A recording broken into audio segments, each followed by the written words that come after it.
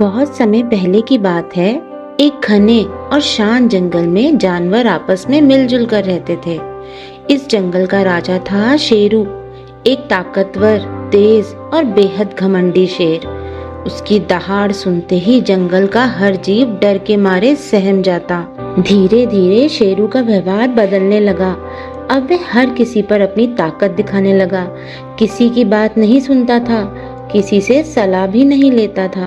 उसकी नजरों में वही सबसे बुद्धिमान और योग्य था। जो उससे नजरें चुराता उसे वह और भी ज्यादा डराता था। जो उसे टोकता उसे वह चुप करा देता। जंगल के जानवर अब उससे डरने लगे थे। बातचीत कम हो गई थी, मिलना जुलना बंद हो गया था। उस जंगल में एक लोमड़ी भी रहती थी। नाम था फॉक्सी। फॉक्सी समझदार थी, शांत थी और सबसे खास बात, वह बहुत चालाक भी थी। वह जानती थी कि शेरू का घमंड जंगल की शांति के लिए खतरा बन चुका है। एक दिन जंगल के सभी जानवर एक पेड़ के नीचे जमा हुए। सब डरे हुए थे पर चिंतित भी थे। तब फॉक्सी ने कहा, अगर शेरू को कोई सबक ना सिखाया गया तो एक दिन वह इस जंगल को तबाह कर देगा। सभी जानवर चुप हो गए, लेकिन बूढ़ा हाथी बोला, फॉक्सी तुम सही हो, पर हम उसका सामना कैसे करें? फॉक्सी मुस्कुराई। उसकी आंखों में एक योजना थी। उसने कहा, शक्ति से नहीं, हमें शेरू के घमंड को उसी की नजरों से हराना होगा। अगले दिन फॉक्सी शेरू के पास गई। शेरू आराम से एक चट्टान पर बैठा सूरज की गर्मी में अपनी पूंछ हिला रहा था।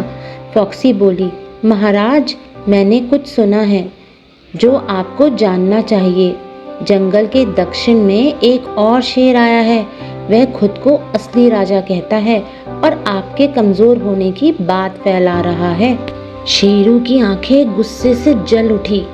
क्या मेरे रहते कोई और राजा बनने की कोशिश करे? दिखाओ मुझे उसे। फॉक्सी शेरू को एक रहस्यमयी गुफा की ओर ले गई। रास्ते में शेरू गुस्से में दहाड़ता जा रहा था।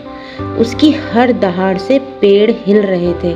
गुफा अंधेरी थी, रहस्य से भरी हुई। फॉक्सी ने इशारा किया, महाराज वह अंदर है, सावधानी से जाइएगा।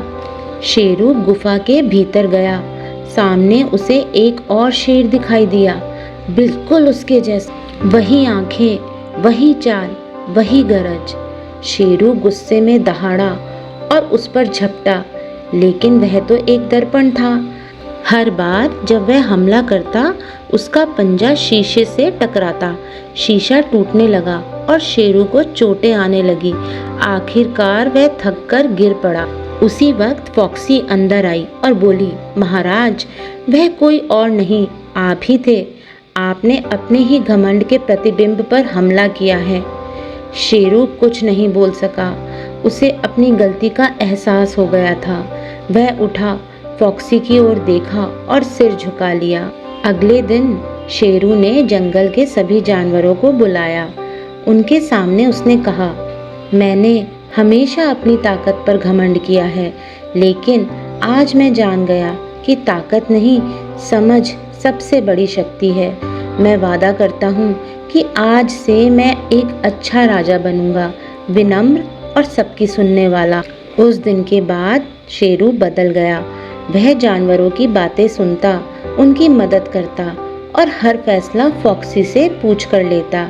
जंगल में फिर से शांति लौट आई। सभी जानवर खुश थे क्योंकि अब उनका राजा सच्चे अर्थों में योग्य था।